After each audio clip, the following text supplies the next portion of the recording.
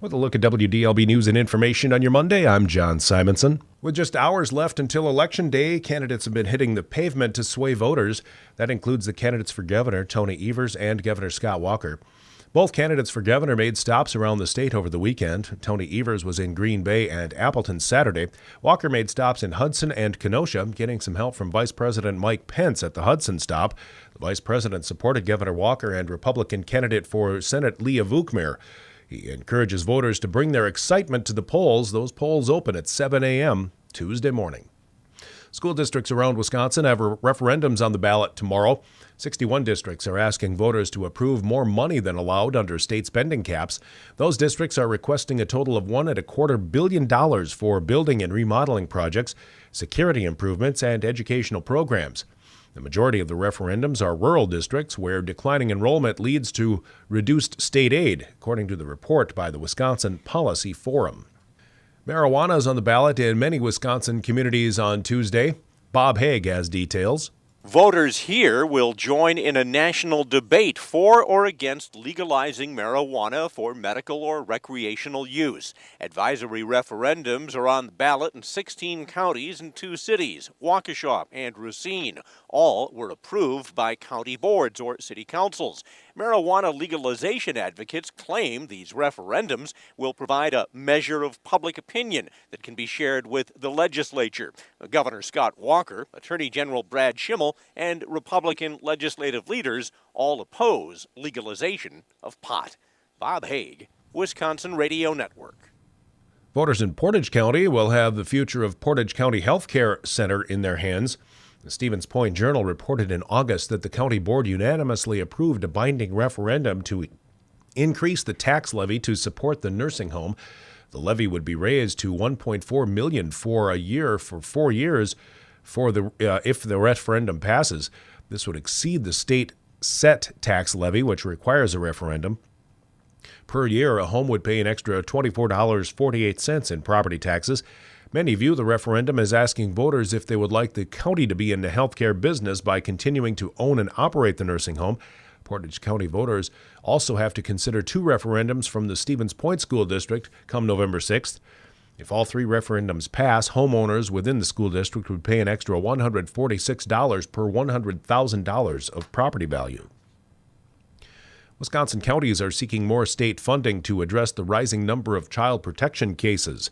Wisconsin Public Radio reports that 7 counties, including Douglas and La Crosse, have passed resolutions seeking an additional $30 million in state funding under the 2019 through 21 budget. State figures show that 7,900 children were living in out-of-home care as of August, an increase of about 26% since 2012.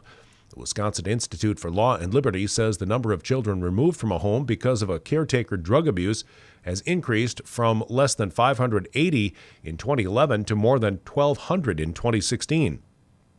Sarah Diedrich Kasdorf is the Deputy Director of Government Affairs of the Wisconsin Counties Association. She says the association is focusing on the issue during budget deliberations. Milwaukee County Supervisor Deanna Alexander says she was fired from her job as a section chief with the Department of Children and Families for political reasons. Alexander has filed a federal wrongful termination suit. She alleges she lost her state job because she refused to falsify data in a court-mandated report, and she spoke out against alleged sexual harassment and discrimination inside the agency. Alexander held that job for less than 2 years. Enrollment is now open for health care plans from the insurance marketplace. Here's Raymond Newpert. Even if you're currently on a plan, you need to log into healthcare.gov and enroll for 2019. You want to make sure your plan is still there for next year and that the benefits are still right for you and your family. If you need some help finding the right plan for you, dial 211 and get in contact with a navigator or advisor. Raymond Newpert, Wisconsin Radio Network.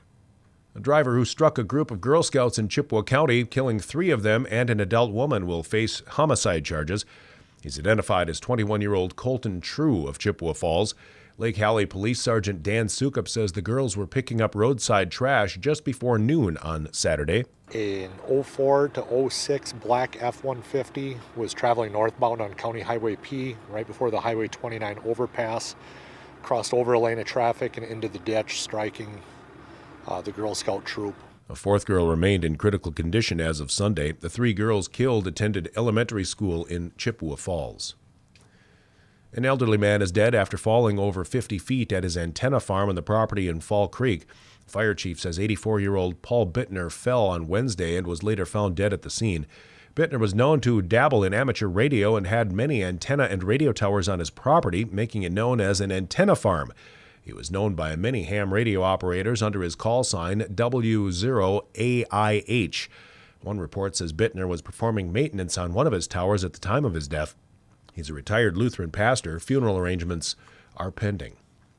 And that's the latest from the WDLB Newsroom. I'm John Simonson. Enjoy your Monday.